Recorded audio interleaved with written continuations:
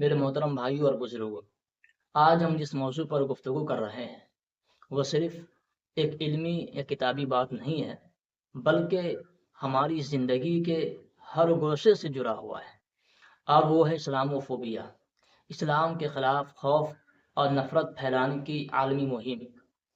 یہ کوئی اتفاقی چیز نہیں ہے، بلکہ ایک منصوبہ بند حکمت عملی ہے جس پر صدیوں سے کام کیا جا رہا ہے۔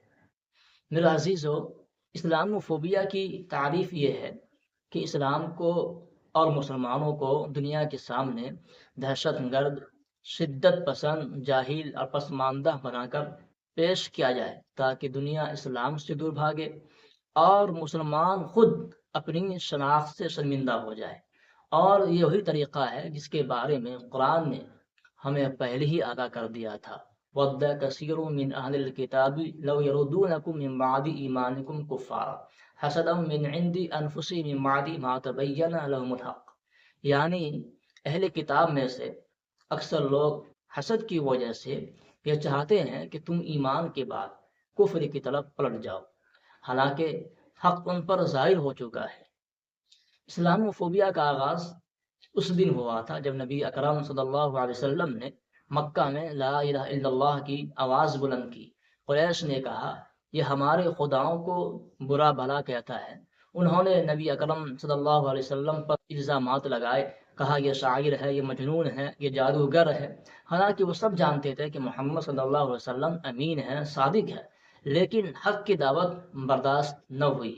یہ اسلام و فوبیا کی پہلی شکل تھی۔ پھر دیکھیے، جب اسلام مدینہ پہنچا، یہود نے اسلام کے خلاف پروپیگنڈے شروع کیے۔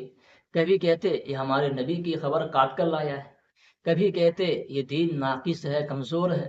غزوہ احد اور غزوہ خندق کے پیچھے بھی یہی نفرت اور خوف تھا۔ یہ سب اسلام و فوبیا تھا۔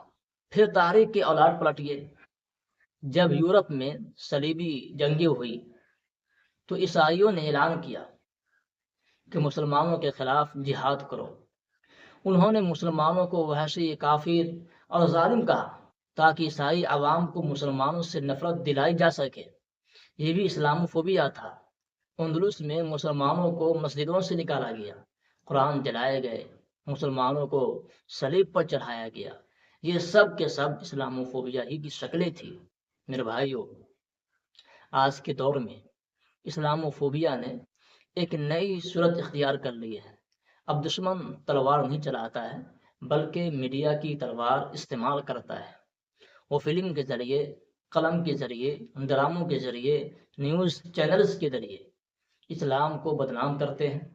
آپ دیکھیے، اگر کہیں دنیا کے کسی بھی کونے میں کوئی حادثہ ہو تو فوری طور پر مسلم اور اسلامک ٹیررزم کی سرخیاں لگائی جاتی ہے، حالانکہ دہشت گردی کرنے والوں میں ہر مذہب کے لوگ ہوتے ہیں، لیکن صرف اسلام کے ساتھ ٹیررزم کا لیبل لگا دینا اسلام و فوبیا کی سب سے بڑی علامت۔ میرے بھائیوں، یہ پروپیگنڈا صرف میڈیا تک محدود نہیں ہے، بلکہ تعلیم گاہوں میں بچوں کو دبایا جاتا ہے۔ اگر ایک مسلمان لڑکی حجاب پہنے تو اس پر سوال اٹھایا جاتا ہے، اگر ایک نوجوان نماز پڑھے تو اسے انتہا پسند کہا جاتا ہے۔ مغربی ملکوں میں مسلمان نام سن کر نوکریاں دینے سے انکار کیا جاتا ہے۔ ایئرپورٹ پر اگر کوئی داڑھی والا یا حجاب والی خاتون آ جائے تو گھنٹوں تلاشی لی جاتی ہے۔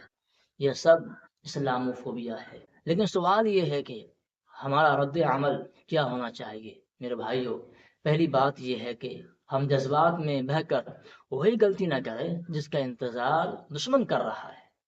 اگر ہم جذبات میں آ کر توڑ پھوڑ کریں گے، قانون شکنی کریں گے، نفرت کا جواب نفرت سے دیں گے تو ہم ان کے جال میں پھنس جائیں گے۔ قرآن ہمیں کہتا ہے ادفع باللتی ہی احسن، یعنی برائی کو اس طریقے سے دفع کرو جو بہترین ہو۔ نبی اکرم صلی اللہ علیہ وسلم کو طائف میں پتھروں سے لعلان کیا گیا، لیکن آپ نے بدلہ لینے کے بجائے دعا فرمائی اللہم اہد قومی فانہم لا یعلمون۔ یہ ہے اسلام کا طریقہ۔ ہمارا رد عمل یہ ہونا چاہیے کہ ہم اپنی تعلیم سے، اپنے اخلاق سے، اپنے کردار سے اسلام کی اصل تصویر دنیا کو دکھائیں۔ اگر وہ ہمیں دہشت گرد کہتے ہیں تو ہم اپنے عمل سے امن کے سفیر بن کر دکھائیں۔ اگر وہ ہمیں جاہل کہتے ہیں تو ہم علم میں آگے بڑھ کر دکھائیں۔ اگر وہ ہمیں پسماندہ کہتے ہیں تو ہم ترقی میں آگے بڑھ کر دکھائیں۔ میرے بھائیوں، اسلام و فوبیا کے مقابلے میں سب سے مؤثر ہتھیار ہے دعوت اور کردار۔ نبی اکرم صلی اللہ علیہ وسلم کے صحابہ جب دنیا کے کونے کونے میں پہنچے تو تلوار سے نہیں پہنچے بلکہ اپنے کردار سے اسلام پھیلایا۔ ہندوستان میں اسلام کس طرح پھیلا؟ تاجروں کی امانت داری سے، صوفیوں کی محبت سے اور علماء کرام کی دعوت سے۔ اگر ہم بھی یہی راستہ اختیار کریں گے تو اسلام و فوبیا کی دیواریں ٹوٹ جائے گی۔ ایک اور بات یاد رکھیے کہ دشمن ہمیں ہماری شناخت سے کاٹنا چاہتا ہے۔ وہ چاہتا ہے کہ مسلمان داڑھی سے شرمندہ ہو، حجاب سے شرمندہ ہو، اسلامی نام سے شرمندہ ہو، لیکن ہمیں اپنی اسلامی پہچان پر فخر کرنا چاہیے۔ ہمیں اپنے بچوں کو بھی یہ سکھانا چاہیے کہ بیٹا تمہاری پہچان اسلام ہے، تمہارا سرمایہ ایمان ہے۔ ہمیں نوجوان نسل پر خاص توجہ دینی ہوگی کیونکہ اسلام و فوبیا کا سب سے زیادہ اثر نوجوانوں پر ڈالا جا رہا ہے۔ ان کے ذہنوں کو کنفیوز کیا جا رہا ہے۔ انہیں دین علم بھی دینی ہوگی اور دنیاوی علم میں بھی آگے بڑھانا ہوگا تاکہ وہ اپنے ایمان پر قائم رہے اور دنیا کے سامنے اسلام کا اچھے طریقے سے دفاع کر سکے۔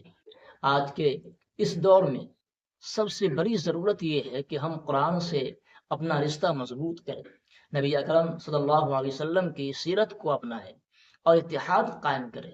اگر ہم بکھرے رہیں گے تو اسلام و فوبیا ہمیں مزید کمزور کر دے گا، لیکن اگر ہم متحد رہیں گے تو دنیا کی کوئی طاقت ہمیں اسلام سے ہٹا نہیں سکتی ہے۔ آخر میں یہ پیغام دینا چاہوں گا کہ اسلام و فوبیا کی حقیقت یہ ہے کہ اسلام روشنی ہے اور اندھیرا روشنی سے ہمیشہ ڈرتا ہے۔ ظلم اسلام سے ڈرتا ہے، باطل اسلام سے ڈرتا ہے، سرمایہ دارانہ نظام اسلام سے ڈرتا ہے، اس لیے وہ نفرت پھیلاتے ہیں۔ لیکن قرآن کا وعدہ ہے یریدون لیطفئوا نور اللہ بافواہہم ویأبی اللہ الا ان یتم نورہ ولو کرہ الکافرون۔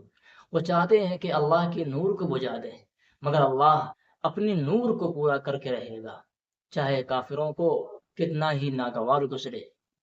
ہمارے لیے یہی پیغام ہے کہ ہم ایمان پر ڈٹے رہیں، اپنی پہچان پر فخر کریں اور دنیا کو اسلام کی اصل تصویر دکھائیں۔ یہی اسلام و فوبیا کا بہترین رد عمل ہے۔ اللہ تعالی ہمیں اور آپ کو اس پر عمل کی توفیق دے۔